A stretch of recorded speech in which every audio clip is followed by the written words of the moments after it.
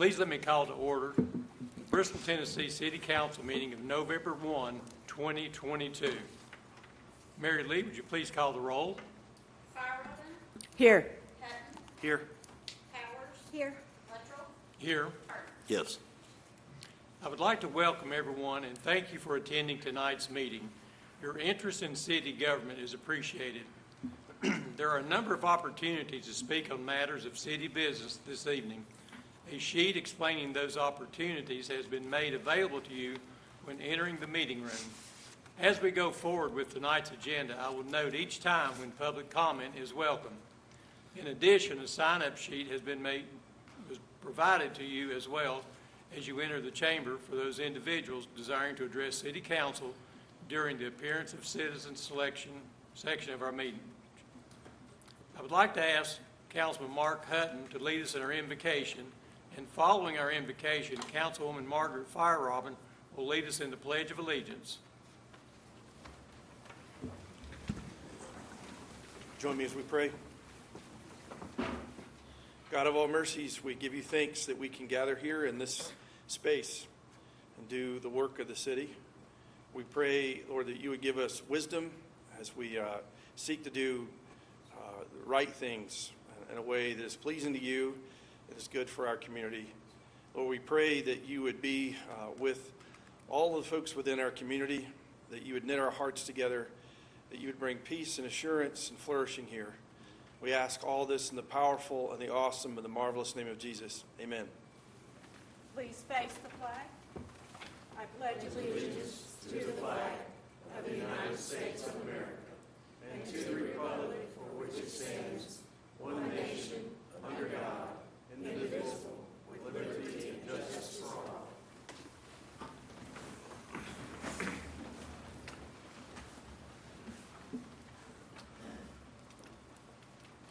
First, we have a proclamation designating November the 26th as Small Business Saturday in Bristol, Tennessee. I would like to ask Councilwoman Lee Powers to read the proclamation. Ms. Maggie Elliott, Executive Director of Believe in Bristol, is with us this evening to accept the proclamation and share a few words about the importance of Small Business Saturday to our downtown merchants. Thank you, Mayor. Maggie, we're glad you're with us this evening. For those of you that don't know, Maggie Elliott is just all things to downtown, along with various members of our staff, especially Mr. Terry Napier. I know y'all work very closely. Had a great event this weekend and are constantly working to bring more and more people into our downtown Bristol. Whereas the City of Bristol, Tennessee celebrates our local small businesses and the contributions they make to our local economy, and a community on Small Business Saturday, an annual American holiday that celebrates local entrepreneurs and encourages shoppers to buy from small businesses in their area. And according to the United States Small Business Administration, there are currently more than 33 million small businesses in the United States, which generated 12.9 million net new jobs over the past 25 years, accounting for 2 out of every 3 jobs added to the economy. And in 2021, an estimated 51 million consumers shopped or dined at local businesses on Small Business Saturday, with an average expected person to spend about $305. Whereas more than 50% of Americans say they will shop small on Small Business Saturday, and whereas for many of small businesses, the holiday season is critical, and according to the 2021 American Express survey, 78% of small business owners said their holiday sales would likely determine whether they could stay afloat in 2022. And whereas Small Business Saturday helps spread the message to consumers, with 70% of respondents to this same survey reporting that Small Business Saturday makes them want to encourage others to shop at small, independently owned retailers. For every dollar spent at a small business, 68 cents stays within your local economy, our local economy. And the City of Bristol, Tennessee supports our local businesses that create jobs, boost our local economy, and preserve our neighborhoods. Along with advocacy groups as well as public and private organizations across the country that have endorsed the Saturday after Thanksgiving as Small Business Saturday.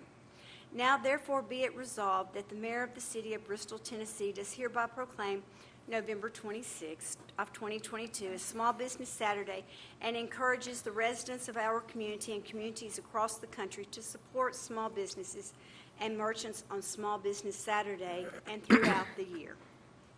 Maggie, would you like to say a few words first? I would love to. Thank you. Thanks, Councilwoman Powers and the rest of council for recognizing this day and so early in the month so we can prepare appropriately for our holiday shopping and make sure that we are doing right by our small businesses.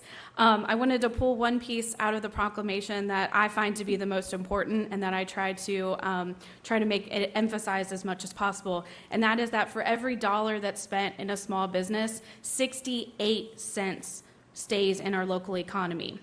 When you add something to your Amazon cart, it's very easy to do. However, none of that comes back to our economy. So doing whatever you can to be conscious about how you're spending your money this holiday season is vital to the survival of those small businesses that we have in downtown.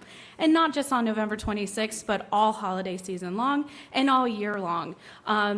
The majority of our small businesses in downtown, not just the retail, but the food and beverage and service and entertainment businesses that we have downtown, rely on the business that they have in these next 6 to 8 weeks to be able to survive in that first quarter when it gets very cold and very slow and wallets are a little bit thinner than they were in these last couple months of the year. But I welcome everyone to downtown as Believe in Bristol is the neighborhood champion for Small Business Saturday. So we are very fortunate to have that role. And I welcome everyone to downtown to enjoy Winter Wonderland as our theme this year in downtown. So we'll have the light poles lit as we did last year and have a few other additions to really make it a nice, vibrant place to be downtown. We also have several dates during the holiday season that I wanted to bring attention to. So we do kick off the holiday season during the Christmas open house, which is November 21st. That's the Monday before Thanksgiving. And then, of course, November 26th is Small Business Saturday, so that Saturday after we're nice and full with our turkey full bellies.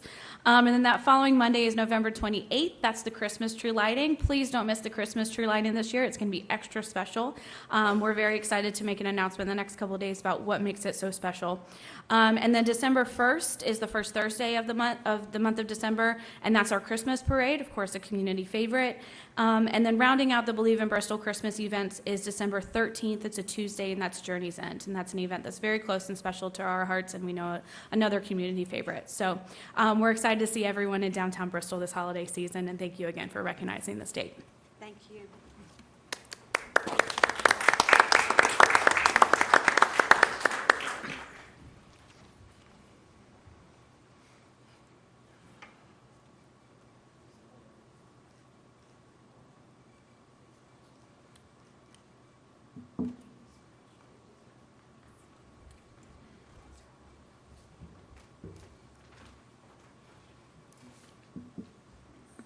Okay, we have no presentations on tonight's agenda, so we'll move on to the Board of Education Liaison Report. Dr. Tudor, would you please brief us on the activities of the school system? Just lost my... Good evening. How is everyone? Good. I'd like to start by thanking you all for coming to the community reveal of the Friendship Career Center. That was a well-attended event, and we are super excited about our students being able to use that facility. Hold on, just let me get my notes up.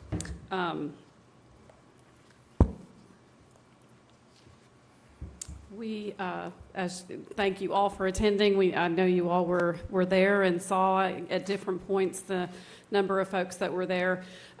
Really encouraged about the amount of community interest we have in what's happening in that facility. We've got great partnerships happening already and lots of folks still reaching out to us wanting to partner with us. But most importantly, I'm very encouraged about the lives of our students that are already changing because of that facility. So great opportunities ahead, and I hope that we'll be able to partner with some of our post-secondary institutions in the region to offer some adult ed things out of that facility. We've got some of that going on at Tennessee High School now, so we're very encouraged about that. I also know that on your agenda this evening, you're considering changing the the access to Friendship Career Center on the Parkway. I appreciate your consideration of that. We have lots of students and staff coming and going throughout the day, more than I actually thought we would have. So your consideration of that is definitely necessary for the safety of our students and staff who are accessing that, as well as parents. We have parents who are coming to that facility more often than I anticipated. So thank you for your consideration of that. And I'm happy to answer any questions about that if you have them when that comes up on the agenda. Just a couple of announcements for you. We have opened registration for our Dale Burns Youth Sports Program, and we have about 450 elementary age students who have signed up already. We've made some adjustments. We've gotten some feedback, actually. Thank you, Councilwoman Powers, for your feedback last year. We've made some adjustments and changed that program up a little bit, so we're hoping the second year will be better than ever for basketball for boys and girls, as well as cheerleading. Our Family Resource Center is in full swing. Not only do we have exciting things happening for the holidays, certainly downtown, but we have lots of families in need. So Kay Ward and the Family Resource Center are definitely focused on coordinating efforts, things for like the Thanksgiving food drive, John Newberry toy drive, and Santa Pal. All of those things are underway at the moment. Reading buddies, we just added 13 new reading buddies from the police department, including Chief Austin. I don't know if he's here tonight, but thank you very much for that support from the police department. Those folks are superstars, not only our SROs, but any police officer or fireman who enters our buildings for those elementary folks are superstars. So thank you for your partnership with that. Adaptive bowling event is coming up on November 22nd. That'll be held at Tennessee High School in the swimming pool. That area special needs students participate in that event annually. It's a great event. If you've never seen it, I invite you to come and see that. Lots of great things happening with our fall sports teams. I'm sure you heard about volleyball headed to state. Our ladies soccer team made it to sub-state.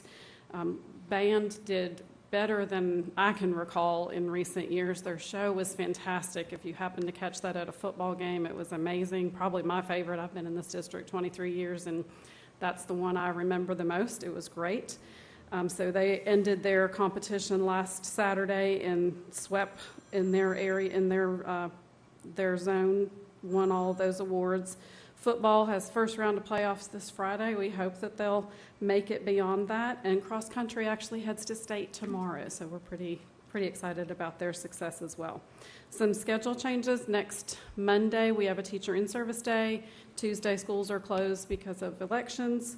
I'm sure you're aware of that. We offer flexible learning days on our teacher in-service days. We provide transportation and encourage students to attend. Our central office will be open on those days, but every other building will be closed, including our schools that are polling locations. We're closing those entirely except for the elections. We do not have a school board meeting in November because we have a state school board association meeting that will happen in a couple of weeks. And so we'll come back. We'll have a regular meeting in December, and I hope that I'll be able to share some exciting news with you about what we're going to learn at the school board association meeting. So that's all I have for you, unless you have questions for me. Thank you for your report. Thank you. We have one public hearing on tonight's agenda. The public hearing is hereby open for ordinance 22-14, amending chapters 4 and 5 of the city's zoning ordinance as they relate to truck terminals and wrecker services as permitted uses in commercial and industrial zoning districts. Mr. Sawyer, would you please summarize this matter for the public? Yes, Mayor, as Council is aware, over the last several months, our Planning Commission has been reviewing a number of permitted uses within our commercial zone, and several have been eliminated, as you voted on previously. At their September 19th meeting, they voted unanimously to recommend that truck terminals and wrecker services be removed from the B3 district. And this is basically to clean up this area along our commercial corridors, as these uses are viewed as no longer being appropriate along our commercial corridors. The proposed amendment does, though, provide, while it removes these uses from the B3, it does provide them for them to be as a use by right in the M1 and the M2 zones. Ms. Sherith Young, our Director of Planning, will detail the proposed changes. Sherith? Thank you, Mr. Sora, and good evening, Mayor Luttrell and City Council members. So I'll just quickly summarize after that excellent introduction the changes that will be impacted in the zoning ordinance should this ordinance be approved this evening. There are two chapters, Chapter 4 and Chapter 5 of the zoning ordinance that will change. Chapter 4 includes all the regulations that relate to our business zones. So in Section 4, Section 405, the B3 district, we will be deleting the truck terminal use and the wrecker service use from the B3 district permitted use list entirely. So you will no longer be able to permit a truck terminal or wrecker service within that zone. And then in Section 501, it's Chapter 5, Section 501, that's the industrial chapter of the zoning ordinance. We would change the subsection W to list for a wrecker service. We would add the truck terminal permitted use item within the 501 permitted use list. Then in Section 502, which is the M2 general industrial zone, we would change the subsection numbering of the wrecker service just to make it more clear and correct with the next code listing. The truck terminal use is already included in that M2 zone list. So those would be the affected sections of the zoning ordinance. As Mr. Sawyer stated in his introduction, the Planning Commission did work on this for several sessions, and then at their meeting in September 19th, voted to send a positive recommendation to City Council on this request. If you have any questions, I'd be happy to answer them or go into detail on any of those section changes. I have a couple of questions. When, we have, the Planning Commission has done a great job as we have taken a more detailed look at not only where businesses are located, but the aesthetic value to the overall appearance of our community. We moved the garage door type storage facilities into the manufacturing sector, and now we are looking to placing any new trucking or wrecker services in the industrial district. So how will this affect, just for the community's understanding, how will this affect those types of current businesses that may be housed in the B3 district? So existing uses that match these descriptions would be considered a non-conforming use from this point forward, so they would be allowed to exist. But new uses would not be created within these zones, within the B3 zone. So if at some time these businesses get ready to change hands, they're sold or acquired by another entity, will they still be allowed to remain at the location of which the business is currently located? They will. State code has a protective clause for commercial businesses, for non-conforming commercial businesses. So there is a window of time, 30 months, where they would be protected if the use changed hands or ceased in the transfer of ownership. And when the term fencing is used, as was used on the previous slide, what type of fencing is that specifically? Is it a chain link fencing? Is it a mesh fencing for more of an enclosed look so that you don't actually see what's there? So the zoning ordinance does not specify the exact kind of fencing. However, so chain link fencing could be a approved fencing. There are clauses within the property maintenance code that does require for a mesh type material to be a part of that fencing requirement. So that does provide some visual Aesthetic value. Yes. Yeah. Okay, so but just so that everyone's clear, you can have a plain chain link fence, or is the chain link fence required to have the mesh covering? For anything new going forward, we would have to have a fencing material, and then you would have to have the fabric material. So for lack of a better word, those that currently exist are grandfathered.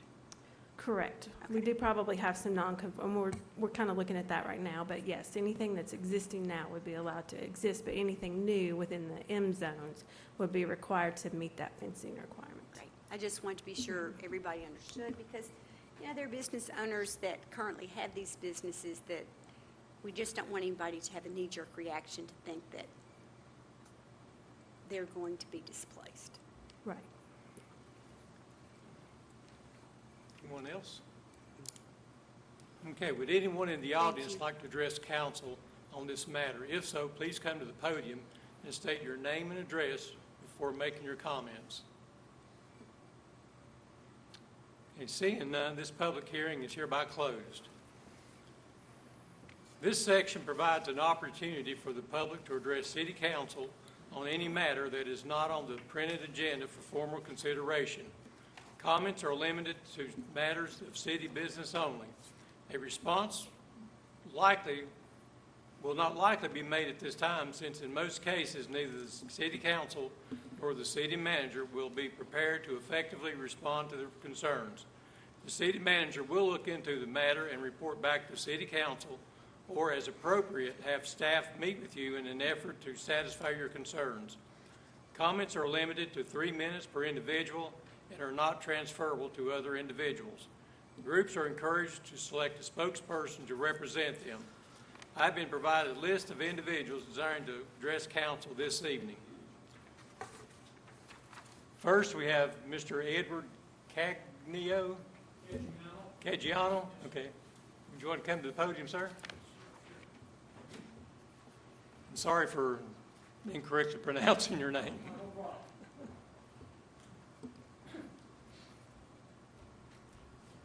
Yes, as Mayor said, Would you state your address and name yes, sir. for the record? Edward Caggiano, 1844 Volunteer Parkway.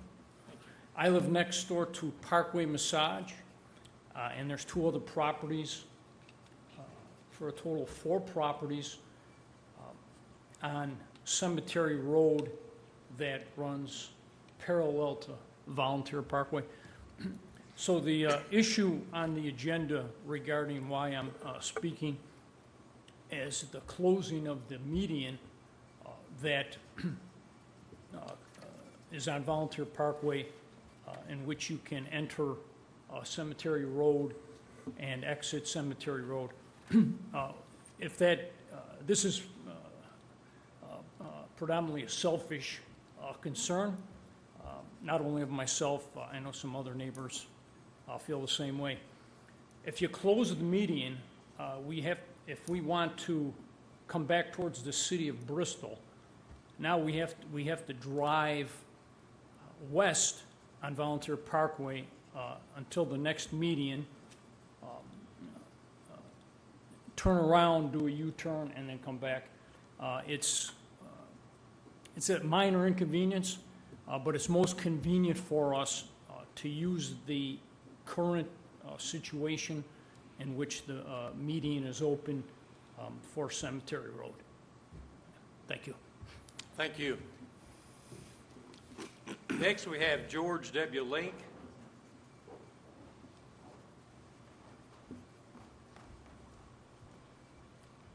George William Link, skate park guy, 307 Rutledge Street, Bristol, Tennessee.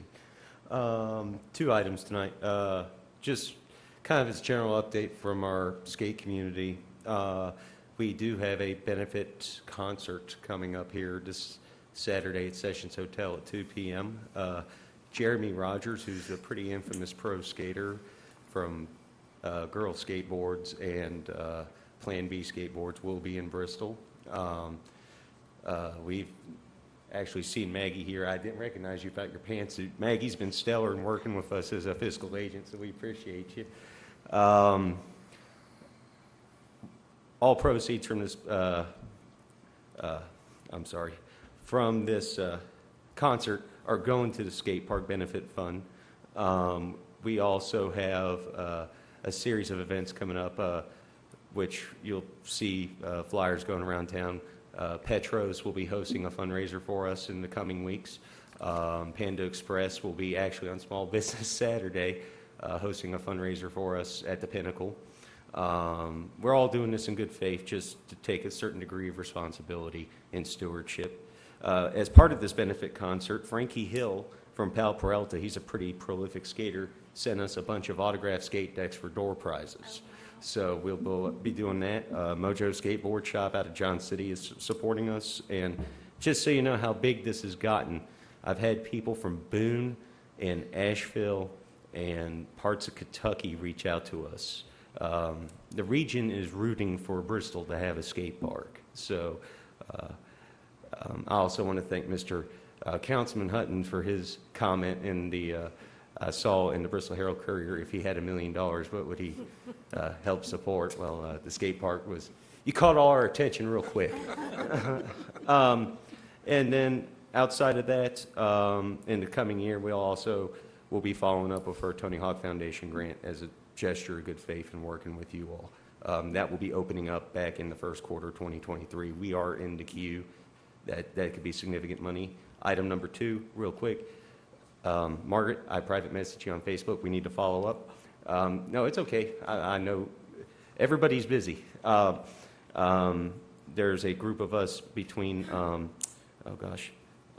Springfield Acres and Brookmead subdivision that are talking about possible annexation into the city, or requesting that. So I would just like to follow up with you about the legalities of that process and how that works. So thank you for your time. Thank you. Thank you, George.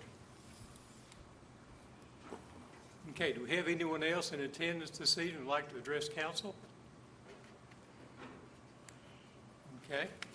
Next, we have appointments to be made to 2 of our city's boards. First, we have 1 appointment to be made to the Board of Zoning and Appeals.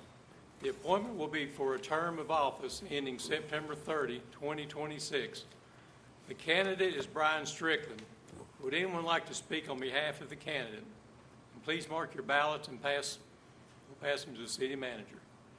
So, Mr. Mayor, I'd like to take privilege to just, the next one, we've got 3 people, and we don't always have appointments, we don't always have this many, and I don't know that we always have everybody who's up for appointment to attend our meeting. So I think we have Brian Strickland, if you want to raise your hand, he's here.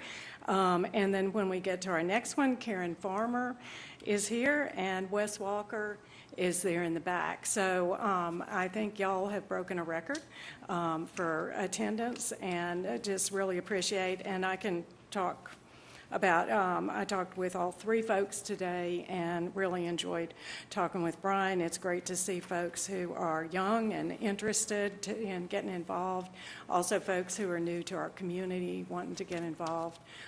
So I'm pretty excited about the interest of folks in our community. Thanks. And I also spoke with everyone today as well, and just like Margaret said, it was very enlightening that the conversation we had. I think that showing interest and stepping forward is always good.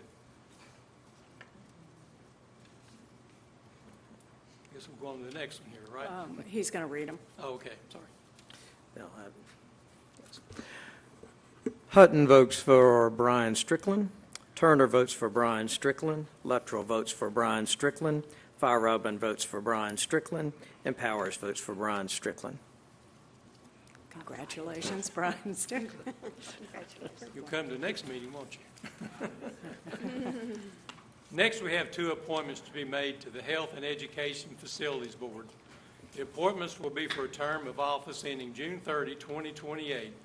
The candidates are Karen Farmer, Brian Strickland, and Wes Walker. Would anyone like to speak on behalf of the candidates? Margaret, you only voted for 1. So what? You only voted for 1.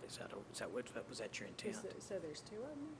There's 2 appointments. There's 2. Oh, excuse me. Then I will vote for the second one. Thank you. There you go. So I was just going to say again, it's fantastic to have folks be interested in participating, and I look forward to talking further to the candidates who are on this list and seeing what their interests are and getting involved in our community in city stuff and other ways as well. So. And one of the things during my conversation today, I learned that each and every one of them, just within the past few years, have moved to our community, and the different answers they had as to why. It tells all about why we all like living here as well. So, thank you for that. Okay, Fire votes for Karen Farmer and Wes Walker. Hutton votes for Karen Farmer and Wes Walker. Powers votes for Karen Farmer and Wes Walker. Luttrell votes for Karen Farmer and Wes Walker, and Turner votes for Brian Strickland and Wes Walker. Karen Farmer and Wes Walker have their prerequisite votes.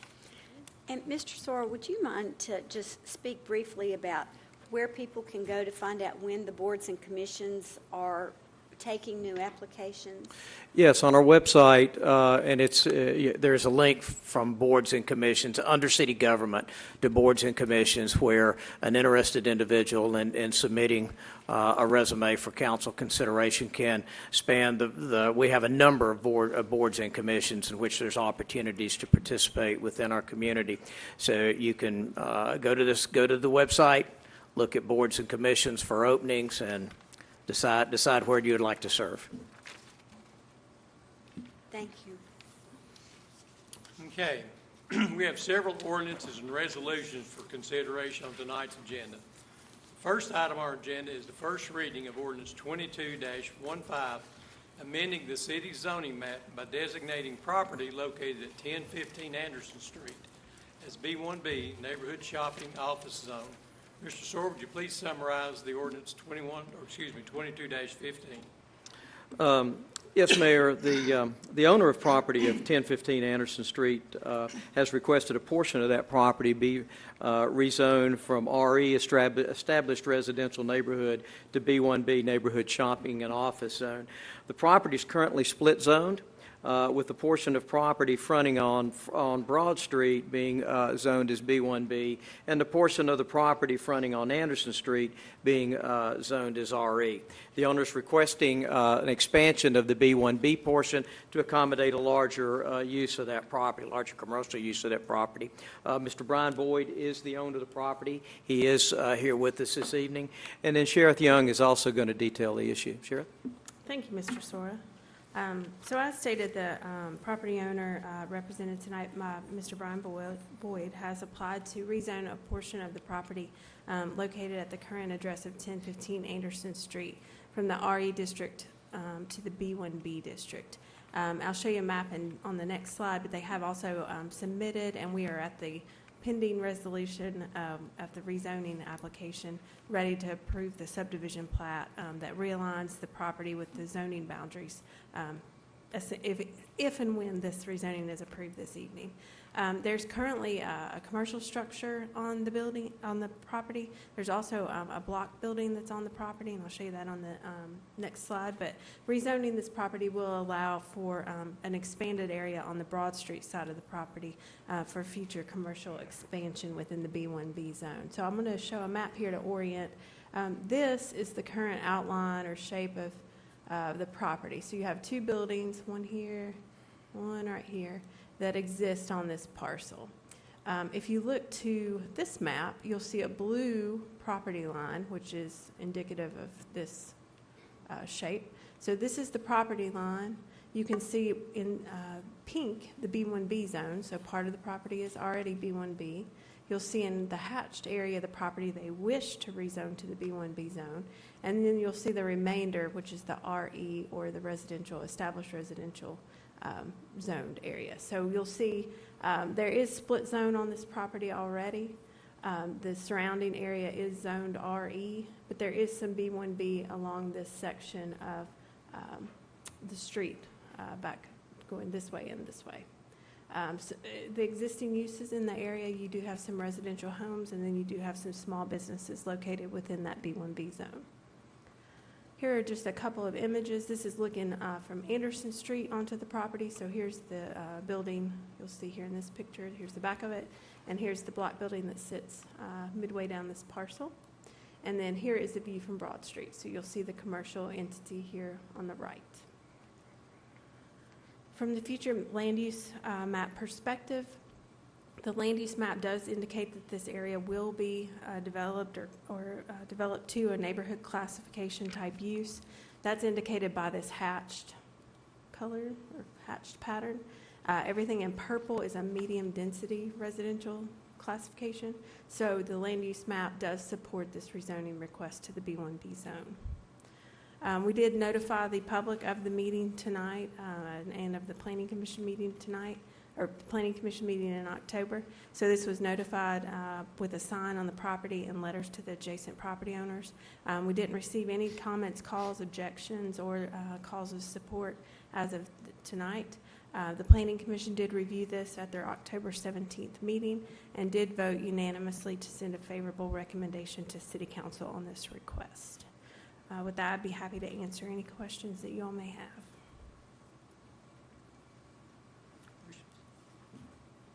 Okay, does any member of council have questions for staff? Is there a motion to take action on this item? Approve ordinance 2215. And we have a second. Okay, would any member of council like to discuss ordinance 22-15? Would anyone in the audience like to address council on this matter? Seeing none, I believe we're ready for a vote. Mary Lee, please call the roll. Yes. Yes. Yes. Yes. Yes. Next item on our agenda is the first reading of ordinance 22-16, amending the city zoning map by designating property along 1225 Volunteer Parkway and 1865 Holston Drive as B3 general business. Mr. Sawyer, would you please summarize ordinance 22-16? Yes, Mayor. Both of these rezoning requests are owner-initiated. The owner of the property located at 1856 Holston Drive has requested the rear portion of their property be rezoned from R1A to B3. And then the owner of property which fronts at 1225 Volunteer Parkway, which extends in a rearward fashion toward 1856 Holston Drive, the rear of their property, they would like to be rezoned as B3. This cleans up an issue where the warehouse property on Volunteer Parkway has extended across outside of the zoning district and actually a portion of it onto the adjacent property. So both property owners desire to clean this up. This was presented to the Planning Commission at their meeting in October, and they unanimously support this. Like the last, like your previous item, if this is approved on first reading, then a public hearing and second reading will be scheduled for your December 6th meeting. Sheriff, would you like to detail the request? Sure. So just a couple additional points, and I'll show you all a location and zoning map. So like with the last application, a subdivision plat is pending review. If the rezoning is approved, they will file a subdivision plat that will essentially clean up this property, make sure that the existing commercial building is located on its own parcel with its commercial zoning in place. So this rezoning and then the subsequent subdivision plat will allow that housekeeping to take further steps.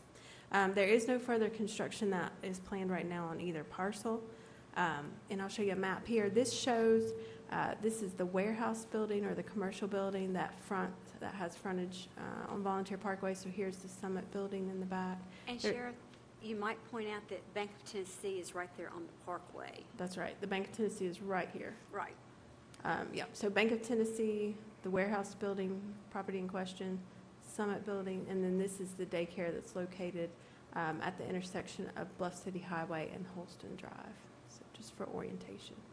So what we are talking about when we're talking about rezoning is this strip of land and then a little triangle of this parcel of land. So if you look at this map here, you can see the little strip of land that is owned by the Barker family currently, and then a little triangle of the Thompson property. That's currently, these two small parcels are both zoned R1A. So the rezoning to the commercial zone will allow this building, which you can see encroaches over its own property line, to sit within its own parcel with the proper zoning on it. As everyone kind of knows this area pretty well, everything along Volunteer Parkway within this pink area here is zoned B3 or the general commercial zone. And then the homes along Holston Drive here are zoned R1A, which is the single-family zoning classification. Here are just a couple of photos. So this shows the warehouse building and how it kind of sits into the rock hillside here. Here's a aerial image, so this shows the warehouse building, and then the single-family home here fronting on Holston Drive. From the future land use map perspective, this is an area where the general commercial land use and low-density residential land use meet, so they meet kind of right here in this very area we're talking about. We feel, given the parameters of this rezoning request, that this does warrant consideration for that commercial zoning. So the staff recommendation to Planning Commission was for the rezoning request to receive a favorable vote. As with the last rezoning application presentation, we did put public notification signs on the property, notify adjacent property owners. We did receive 2 comment sheets back from adjacent property owners that were in favor of the rezoning request, and the Planning Commission, during their meeting on October 17th, did vote unanimously to send a favorable request, or a favorable recommendation, to City Council on this request. Does any member of council have any questions for staff? Make a motion to approve. Second. Would any member of council like to discuss ordinance 22-16? We appreciate the work of the Planning Commission and the Planning Department, especially Ms. Young, because this is cleaning up and making that building even having a greater use. And so we appreciate the consideration. Would anyone in the audience like to address council on this matter? Okay, I believe we're ready for a vote. Mary Lee, please call the roll. Firewoman, Yes. Hutton, Yes. Powers, Yes. Mitchell, Yes. Yes. The next item on our agenda is first reading of ordinance 22-17, amending the city zoning ordinance to allow residential triplexes and quadruplexes as permitted uses within certain commercial zones. Mr. Sawyer, would you please summarize ordinance 22-17? Yes, Mayor, as council's aware, an initiative of both City Council and the Planning Commission over the last several years has been to increase residential housing inventory for our citizens, especially as more and more jobs are created within our community. One of the things that the Planning Commission has been considering is the expansion of triplexes and quadplexes in commercial zones such as B1A and B1B, which are commercial zones that serve neighborhoods. And multifamily units are permitted in those areas. The triplexes and quadplexes would be a new addition to that. So this text amendment would allow those to go forward. Sheriff Young is going to detail the nature of those text amendments, and it's presented to you as a favorable recommendation for the Planning Commission. As the 2 previous planning items, if approved on first reading, a public hearing and second reading will be considered on December 6th agenda. Thank you, Mr. Storr. So, as stated, the Planning Commission has been talking about this issue for many months now, as we discussed missing middle housing options and ways to increase options for both developers and then the folks looking for and needing housing units in our city.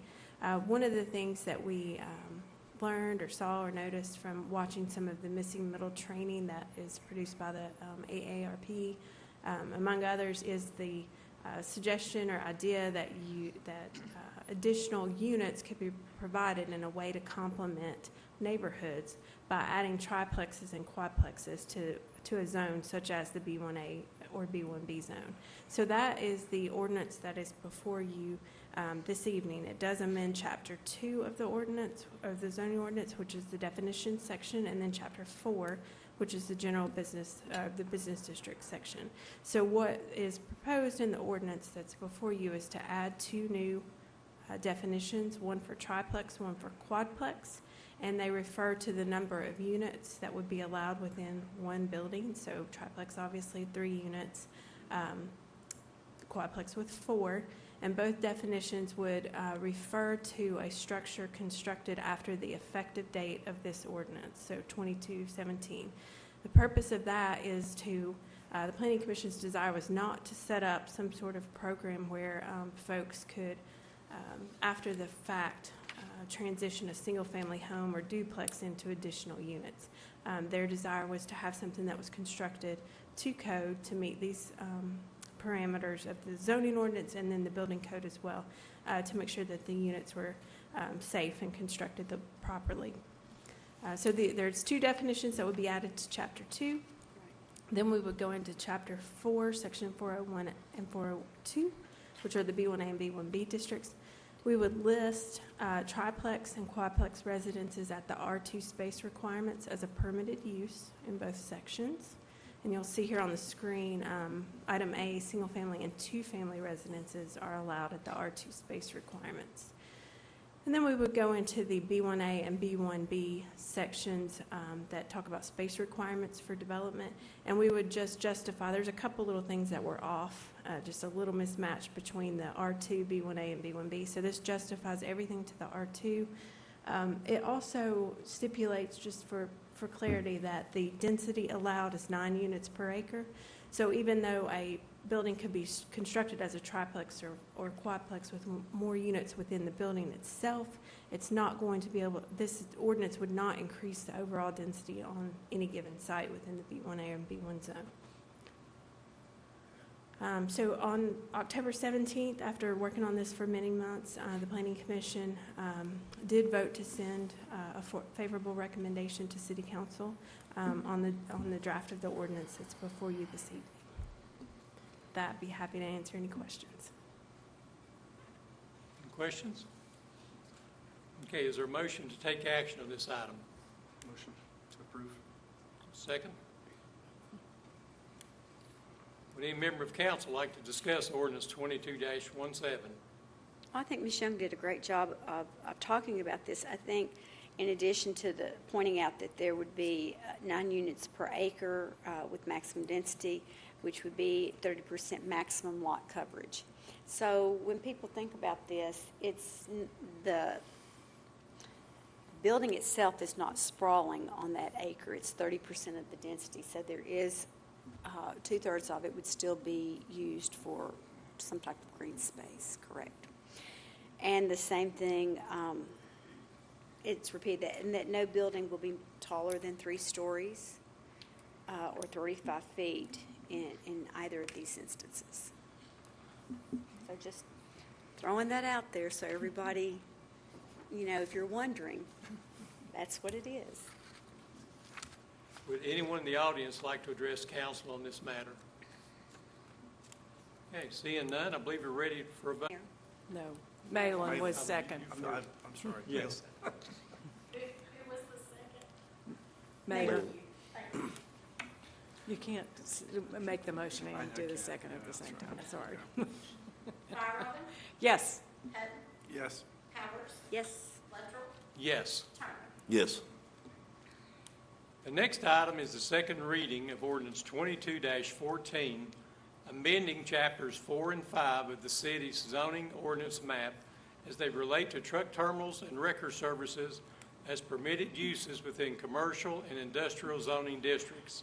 Staff summarized this issue during the public hearing earlier this evening. Does any member of council have questions for the staff? Is there a motion to take action on this item? Motion to approve. Second. Would any member of council like to discuss ordinance 22-14?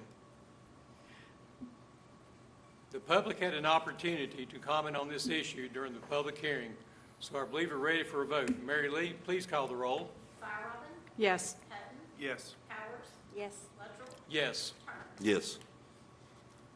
Next, we have resolution 22-125, authorizing the closure of the Cemetery Road median opening on Volunteer Parkway. Mr. Soar, would you please summarize this matter for the public? Yes, Mayor, I'd be glad to. As we discussed during your October 25th work session, staff has requested the Tennessee Department of Transportation grant or permit the construction of a new median opening to facilitate safe turning movements into the Viking Academy CTE facility at 1855 Volunteer Parkway. TDOT regulations do have a minimum separation between medians of 330 feet. In order to create this new median opening for Viking Academy, it will require the closure of the Cemetery Road median.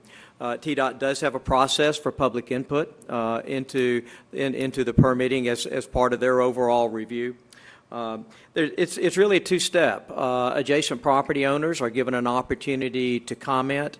If everyone is in agreement with the median closure, then you can move forward on that basis. If there's not unanimous agreement among the property owners, then the local governing body must pass a resolution indicating their support and the basis for the support of the closure and the basis for the support for the new median opening. Resolution 22-125 does satisfy that requirement for TDOT.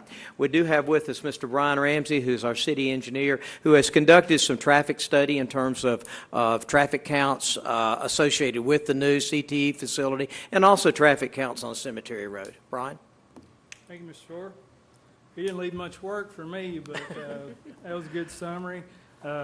Mayor, council, glad to be here tonight. But with the opening of the new Friendship Career Center, we did get a request from the school system to look at the site for safety reasons for the current existing conditions on the roadway in front of the school at the entrance. So our engineering review, we looked at the site location overall, the current median openings, the turn lanes, and the current entrances.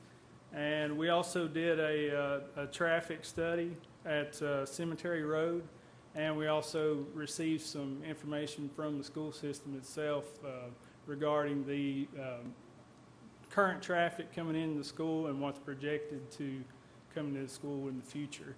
So with our traffic counts at Cemetery Road, as you can see, we ran this count for about 5 days, and we averaged about 29 vehicles daily coming into Cemetery Road itself, and 99% of those were cars. There may have been a delivery truck or two during that time frame, so a total of 40 to 50 vehicles average per day.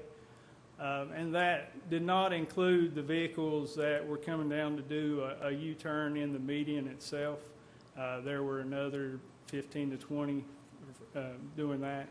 And then the numbers we received from the school system, as you can see the breakdown here, it was a total of about 18 buses and vans, some of those with 50 plus capacity. And then the rest were cars, vehicles, students, parents, faculty, for a total of around 83 vehicles average per day. So you can see that's quite a bit difference from what's actually turned onto Cemetery Road. And the total is actually about 20% larger vehicles, buses and vans and such. And that doesn't include the vehicles that were turning into the car dealership that shares the entrance with the school system entrance. So this is the current entrance here.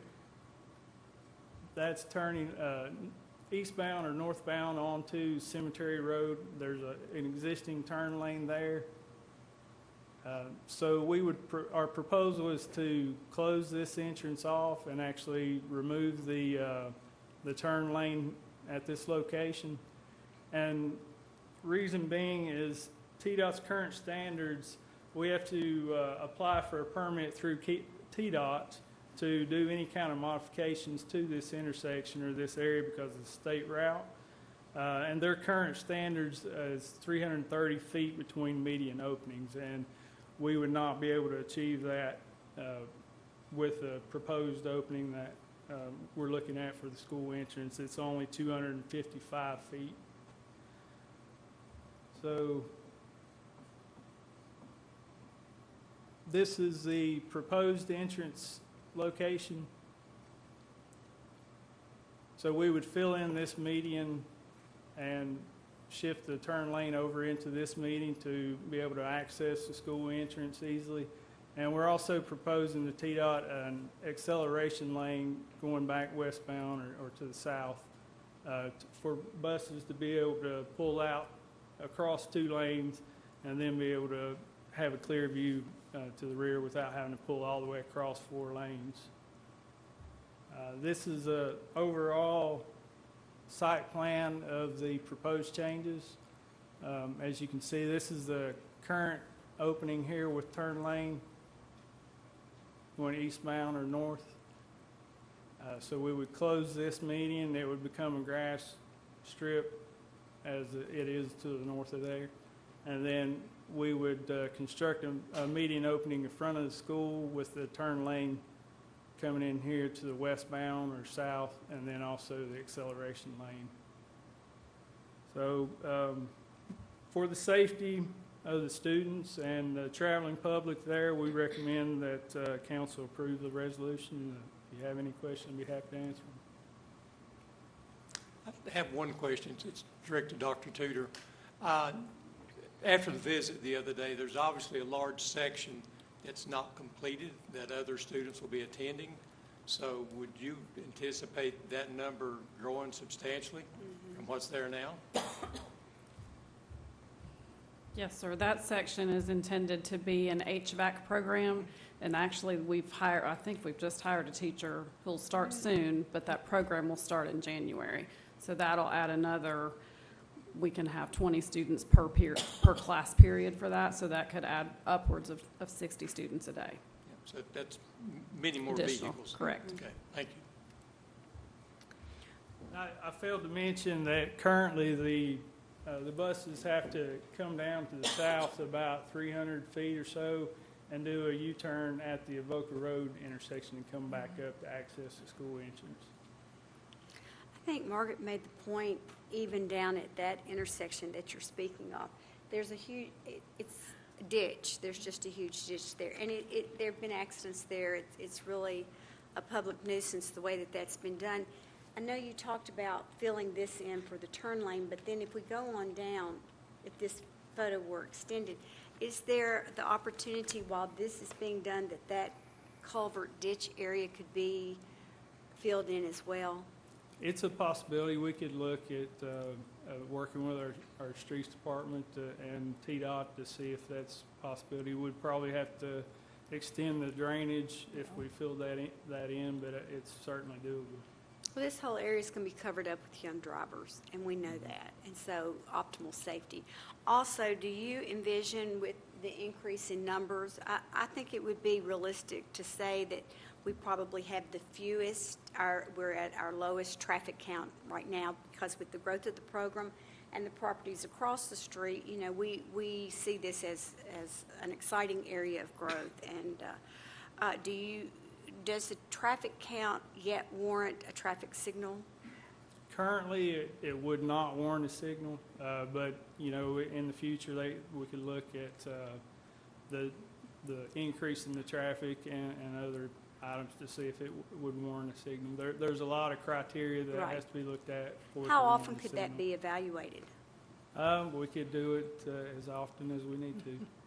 I think that's something that we need to keep an eye on, especially to the point of, let me ask you about Cemetery Road. You know, people coming out there, realizing the situation that we have with this new facility, increased traffic, increased young drivers, what would be the safest way for those coming out of Cemetery Road, realizing that this median cut that they have been using would no longer exist?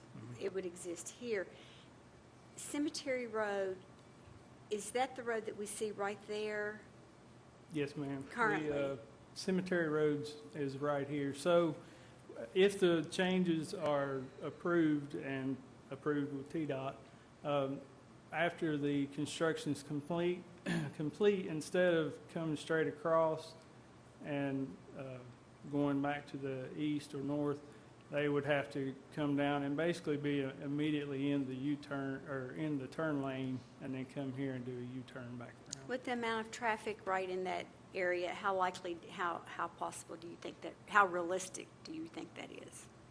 As far as Being able to come right out Cemetery Road and get into a turn lane right there? Well, honestly, if you look at it in this aspect, it's actually safer for them to come out across 2 lanes and get into the turn lane here, kind of a safe haven, as opposed to coming across and being stuck in the median here and then having to cross 2 more lanes. So we don't have a signal there now, but if we had a signal, realizing that they're going to come into that and make a U-turn, would there be the opportunity for a turn signal that would give them the arrow to make that turn? Would that arrow take them into, I'm talking hypotheticals, it would take them into the Viking Academy parking lot, and at that time, they would then have the opportunity to U-turn back towards town? Yeah, you could do that or do a U-turn there, either. I mean, we're talking future scenarios, but. But yeah, we have 40 I mean, if you people. look at similar configurations across the city, there's places where That are we similar do to U-turns. this. I mean, for instance, right now, folks coming out of Stevens Trail to Pinnacle have to come up and do a U-turn at the current Yeah, signal that's not to a come good back deal toward either, the is it? interstate. Yeah. But Okay. Well, I just wanted to give some clarification that there is still opportunity to come out, come to here to make the turn and back up. And that there is the potential that there would at some point be a traffic signal there, not in the immediate future, but it's something to be studied and determined in the Yes, future. ma'am. Thank you. Any other questions? Is there a motion to take action on this item?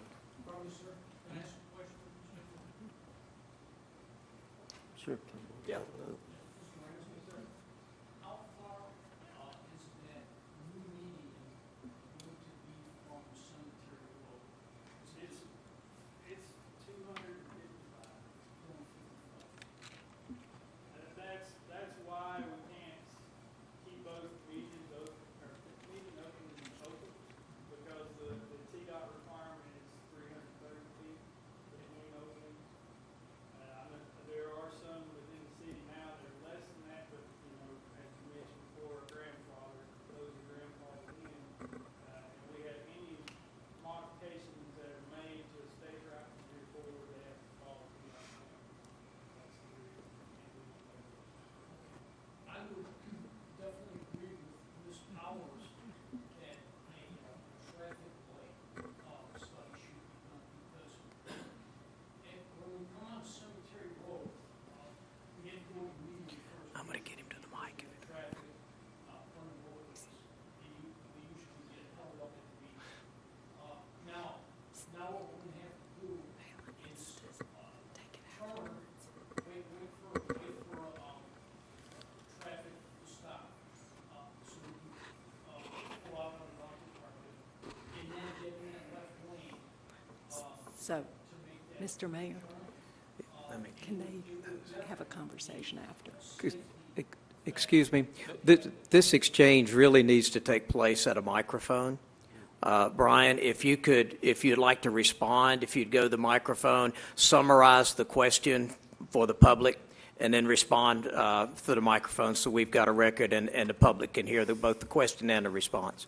He's just reconfirming what we mentioned, that we really need to do a traffic study there to determine whether a signal is warranted, and we will look at that. I'm doubtful right now with the traffic numbers that it will warrant a signal, but maybe in the future, with the increased traffic from the school, it will in the future. And that's something we can definitely look at. Make a motion to approve. Thank you. Vince made the motion, Dr. Hutton approves, seconded. Okay, would any member of council like to discuss Resolution 22-125? The only thing, after visiting down there last week, was just great to see all that's going on. I think this, looking at this median, making these adjustments is critical, so I just want to say that. Can y'all repeat the motion and the second? Yes, It was please. not I made the heard. motion. Thank Okay, you. Thank you. And the second? Mark. Mark, all right, Thanks. thank you. Thanks.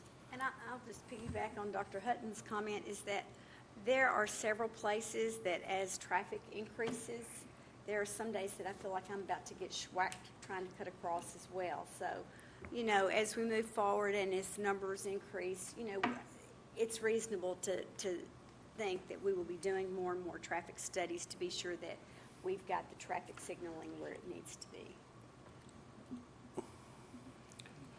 Okay, we've already had some audience conversations. Anyone else want to say anything? Okay, hearing none, I believe we're ready for a vote. Firewoman, Yes. Patton, Yes. Bowers, Yes. Ledford, Yes. Turner. Yes. This brings us to the consent agenda. Mr. Sawyer, would you please read the items on tonight's consent agenda? Yes, Mayor, we have the minutes from the October 4th City Council meeting, October 25th City Council work session, Resolution 22-126 awarding a bid for the purchase of police vehicle equipment, Resolution 22-127 authorizing participation in the Public Entity Partners, Safety Partners Matching Grant Program, Resolution 22-128 authorizing entry into an engineering service agreement with J.R. Waffer for improvements to the 11W area water distribution system, Resolution 22-129 adopting Amendment Number 5 to the City of Bristol, Tennessee Group Health Plan, Resolution 22-130 authorizing acceptance of a time extension supplement to a professional service agreement with Mattern and Craig, Resolution 22-131 authorizing an annual inflation adjustment to the financial assurance agreement with the City of Bristol demolition landfill, and Resolution 22-132 authorizing payment of Troutman Pepper Hamilton Sanders LLP for legal fees. Would any member of council like any item to be removed from the consent agenda? Do I have a motion to approve the items included in this consent agenda? Motion to approve the consent agenda. Have a second? Second. Mary Lee, please call the roll. Firewoman, Yes. Patton, Yes. Bowers, Yes. Ledford, Yes. Turner. Yes. Okay, this takes us to the city manager's report. Yes, Mayor, I've got several dates and events to talk about in the coming month. And then also a congratulatory at the end of the meeting, at the end of my comments. But tomorrow morning, I'll remind you of an 8 a.m. attorney-client briefing with Troutman Pepper. Thursday, November 3rd at 7 p.m., we have the Hope for Bristol and the Bristol Ministerial Association's community meeting at the 7 p.m. at the regarding the Bristol, Virginia landfill, and this will be held at the Bristol train station. Saturday, November 5th, we have the Veterans Day Parade. John, what's the time on that? At 10 a.m. In downtown Bristol. Tuesday, November 15th, the IDB will host Mark Mamontoff, and he will be present to discuss the powers authorized by statute for the IDB. And I think it would be good for City Council to participate in this. It will be at noon in the annex. That's once again Tuesday, November 15th. On Monday, November 21st, Christmas open house in our downtown. Monday, November 28th will be the annual Christmas tree lighting in our downtown.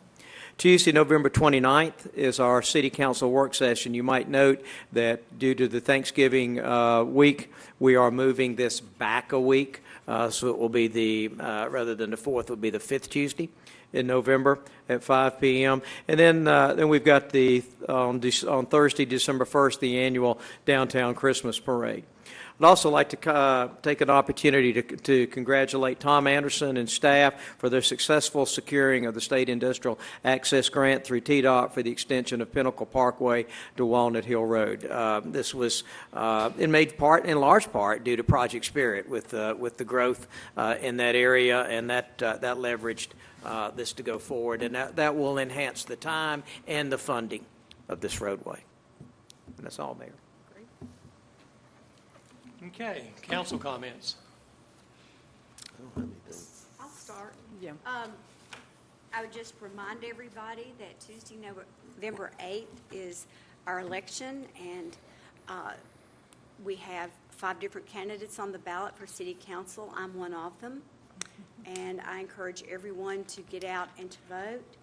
I would encourage everyone, Mr. Sawyer went over all the dates, Believe in Bristol, the birthplace of country music, Bristol Motor Speedway, many of our tourism entities. The Paramount this past week had 4 sellouts and one that was almost a sellout. Has brought a lot of people into our community. which is very advantageous for us because of when they come, they like to leave that 68 cents on a dollar. So we would encourage you to, if you haven't already, go to Explore Bristol on the various social media platforms. This is the destination marketing organization that it has an autonomous board with many community partners. It has, as of today, it has had over 80,000 engagements. It will be a year old November the 11th, and that's Explore Bristol on Facebook and on our other social media outlets. We're really trying to get to 100 to 120 engagements by the end of this year, if at all possible. So it really, the more that that is shared on our individual social media platforms, when you share it, people like it, they share it, and it has the ripple effect. And so I would just encourage you to share Explore Bristol, because it is marketing tourism dollars into our community. Looking forward to the Veterans Day Parade on November 5th, and hope that we'll have a great turnout. And to stay, Margaret, I know you always point out, for the ceremony in Cumberland Park afterwards. And to just, at this juncture, wish everyone a very happy and blessed Thanksgiving. So I'll piggyback on November 8th. Just some people, we have an interesting system. So we run from districts, but we're voted on at large. And we have 3 districts, west, south, and east. So there are 3 of us incumbents that are running, and then other folks who are running. David Warren is here tonight, who's also running in the South District. And I'm not sure if Eric Spicer, I don't see him here, and he is running in the East District. So, say what? I'm running in South. He's in the west. No, I'm in the west. He's in the east. Yes.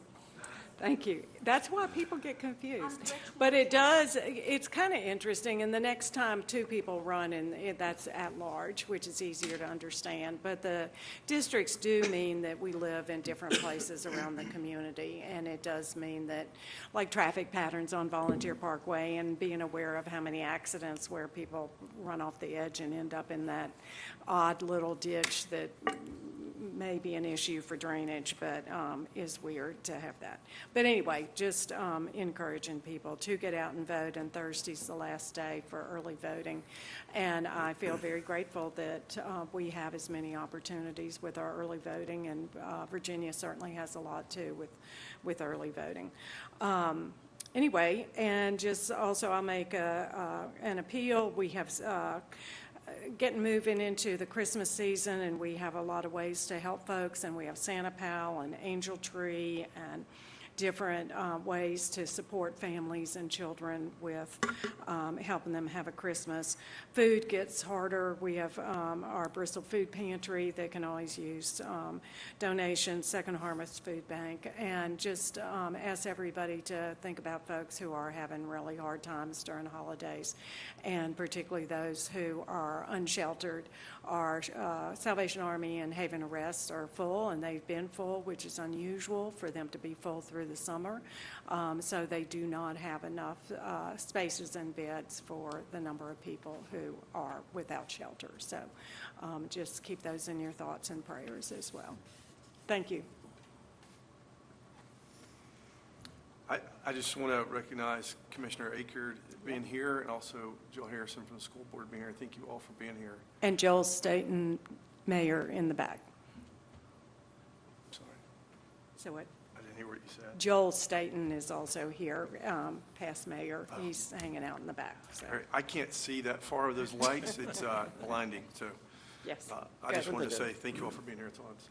And we could thank Jill publicly too, because she is, you're not ending yet, but your term on school board ends at the end of this year. So anyway, I appreciate your service all the time, but especially now. Thank you.